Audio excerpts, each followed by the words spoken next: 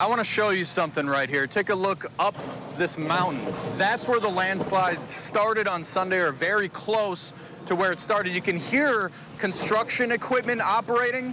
What you're listening to is these crews getting drainage ready to try to prevent another reoccurrence here. And I want to show you down this mountain right here. So just a few days ago, this was thick forest. This is the top of the landslide from the vantage point of the access road that's above 3rd Avenue. I talked with husbands James and Bill Montevere, who are staying at one of the hotels on one of Ketchikan's main streets, who survived a landslide and got emotional when talking about being saved by a couch and a dishwasher. James Montevere was on the couch watching TV in his house on Sunday when he heard a roar and found himself on the ceiling. He was thrown back towards the floor and says the couch landed in a way that saved his life. His husband, Bill Montevere, says he was saved by a dishwasher. All I could tell is I was now underground and he was above me. I couldn't move. Everything around me was flattened except the dishwasher had flipped over, the refrigerator had flipped over and hit the dishwasher because the countertop took it and created a wedge where he was under and saved under that. Bill Montevere says everything in the kitchen was flattened except for him and a dishwasher. That dishwasher could have killed him, but it saved his life. Coming up tonight at 10, hear how the men find positivity and humor after a series of tragedy and miracles they say saved their lives. So the details that I could confirm with the police officer out here is that it is at the Turnagain CrossFit, that business was open when it collapsed, and right now the next step in this process is to bring some heavy equipment back here to try to stabilize the building to prevent further collapse. We will continue to bring you the very latest information and news about the situation as it unfolds. Reporting live, Joe Cadat, Alaska's news source. Yeah, Beth, she gave that speech moments after those initial results came in, thanking her friends, family, all of the volunteers and staff and everyone who's been supportive of her in this nearly year-long campaign. So I'm a block and a half from East 6th on Valley, where I'm between Rangeview Road and Mason Road. And just off to the east here, in this direction, is where I've seen police bring equipment and personnel over the last couple of hours in this direction, and we've heard some explosions and bangs off and on over the last couple of hours, and some chatter over there over some kind of radio system. Also, a drone is in the air, and there's been a helicopter that's been hovering around this area. Those 4 schools that Rebecca was talking about that are impacted by this lockdown, I'm about to go knock on some doors out here and ask if we can find some eyewitnesses or ear witnesses to what happened out here. Because this was not evacuated, people just weren't allowed in. There were people out. One guy was mowing his lawn earlier, like a few feet from where I'm at, while this was an active situation. So this lockdown impacted people from being able to come back in. The bees that landed on us while we were filming looked curious and seemed to be comfortable on us, just hanging out with pollen hanging off of them. Definitely the star of the show are all of these bees making this famous honey here in Homer.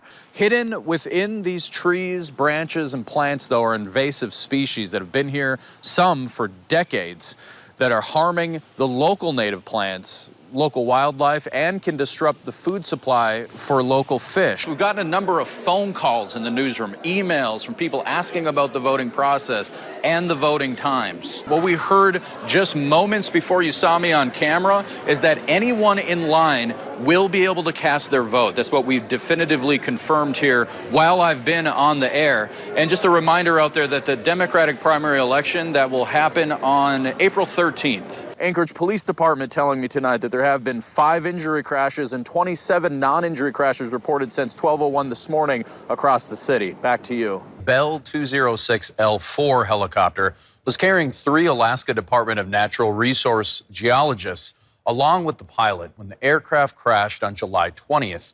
And in the report, new details from the NTSB about the crash of the helicopter that went into a shallow, remote lake about 50 miles southwest of Utqiagvik. The owners of the Forest Park Trailer Court in Chugiak are being accused of acquiring new residents months after the municipality of Anchorage issued eviction notices.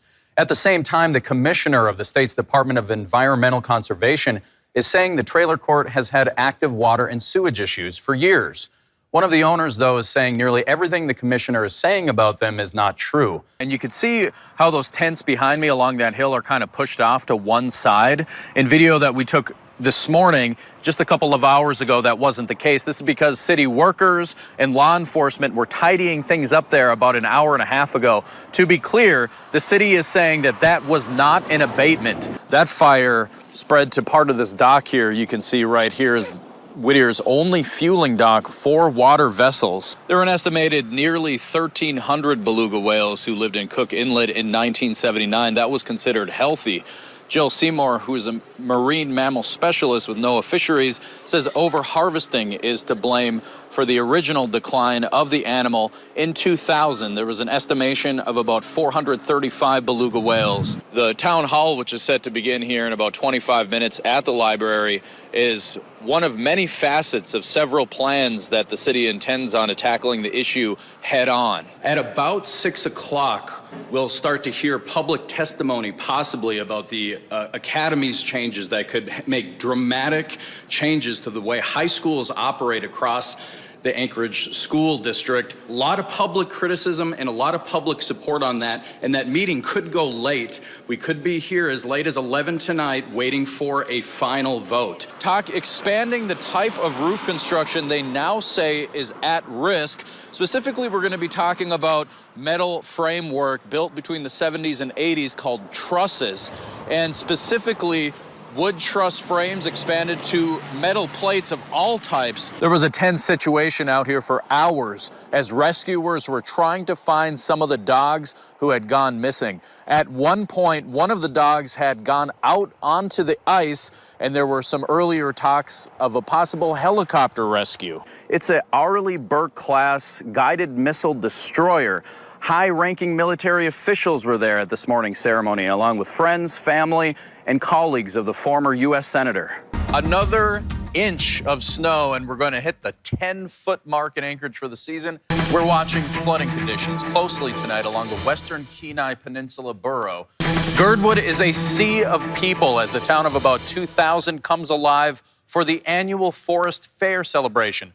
The fair also marks the anniversary of a mysterious disappearance that has baffled investigators and family who are not giving up on their search for answers. Good evening. A high wind warning is in effect in Anchorage as gusts as high as 75 miles per hour could be expected in Hillside. We have an update to another fatal officer-involved shooting reported last week in a home outside Fairbanks.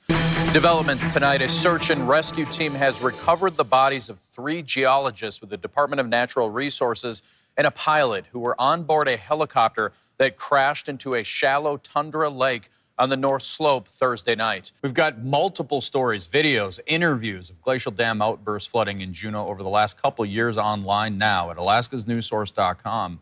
I'm sure you've seen the commercials for Ballot Measure 2 in Alaska.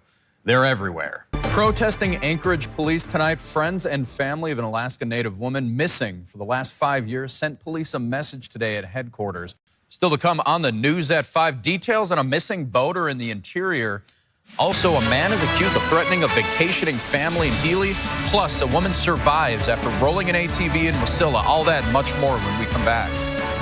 The Justice for Chris Handy rally and march started at the Martin Luther King Jr. Living Memorial and ended at APD's headquarters, where his mom, brother, and father sat amidst the crowd who were demanding justice and that officer-worn body camera footage be released.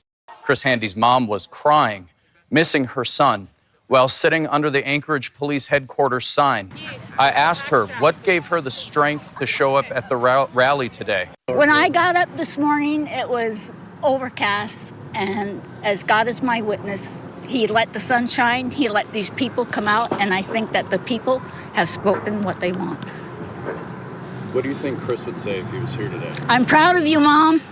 How is the family doing through all of this tragedy that your family has gone through? What would your brother say if he were alive today? We're so extremely sorry for your losses here over the months and years. Thank you so much for coming in and Thank you, Joe. shedding your time. Appreciate you, Joe. Thank you, Channel 2. I know that this has been a federally recognized holiday. Is it nice to finally see this being so close or becoming officially deemed a state-recognized holiday?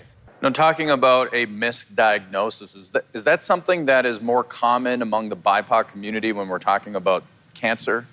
Do you know if China has responded to any of these allegations or has made any comment about all of this? So I've got to ask, I see you both on a throne, what looks like a throne. How do you get into a position like that? You kill your predecessor. Oh. No, it's we've been with these with this group. Is National Hairball Day real? It is real. Wow. Yeah. Lots of cats to tell about out there. Your time's coming. Environment, you never know what you might see.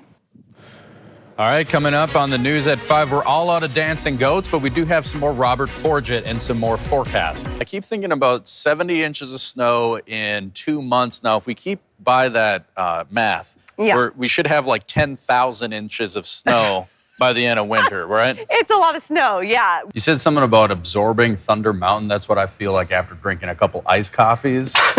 You know? That's great to see football come back. I gotta give a shout to them. I mean, that's creativity. That looked pretty good, yeah. I mean, you could Pretty have like a fun. press conference with somebody reading from a sheet of paper, volunteers. Not that that would be bad. Yeah, They really, they're getting into it. they're getting into it. I And can't it's say looking enough. good. Making that interesting is impressive, I gotta say. Pretty in Pink. People are heading back to the movies thanks to 2 super hyped movies out this weekend, Oppenheimer and Barbie. I'm thinking like the next time somebody's like, are you sure you can grill? I'll be like, are you sure you can grill? Are we getting a second fall spring? Is that what's happening here? Not quite, Joe. Still to come on the news at 5. We sent our investigative team to the Alaska Wildlife Conservation Center this morning to see if we could catch the Grinch lurking around the sanctuary, trying to steal Christmas. Down on the Kenai Peninsula, even the dogs got into the spirit. You could say these dogs were pumped for Halloween. Heidi Sinclair runs the Seward Dog Lodge. I'm sorry to say it, that fish laying on the wood there kind of looked like he was way out of steam. I did think just a little bit. Who's going to buy that? It's probably not going to be me. Ready? Get ready. Okay. Rock, paper, scissors, shoot. Gotta do it again. Rock, paper, scissors, shoot. Oh. Ooh, I got you. All right, I heard a moose was eating a pumpkin on your property today. Where'd you hear that? That's pretty good. I don't know, but wouldn't that be a snack-o'-lantern? It would be a snack-o'-lantern. Hey, let's go ahead and look at the forecast again. You say you're going to Lost Lake, Lost Lake, yeah. and you found it. Thanks, everybody, for watching. If you're a pirate, we hope you have some swashbuckling fun. If you have to be outside, dress in layers. That's some other good advice. You don't want to be like that kid in the Christmas Story and have your arms sticking up like this. Where, you know, if you saw the movie, you know what I'm Something like talking that, about. Right. Everybody stay safe. Have a great weekend. Thanks for watching. We'll be here in the morning. Hopefully we can show you at the end of the credits here. If not, look at that. It's a moose playing with a wind chime. I don't think the world gets more perfect than this. I think I know that one. Yeah, I think Tyler knows that moose. He needs to be in the band. If you're out there, you think you won that game of cribbage, we're on overtime. Believe me, I've forgotten about the game. Have a good night. What a nice ending to the newscast. Yeah. Let's do this every day for the rest of the How year. about 10 o'clock? Perfect. Okay.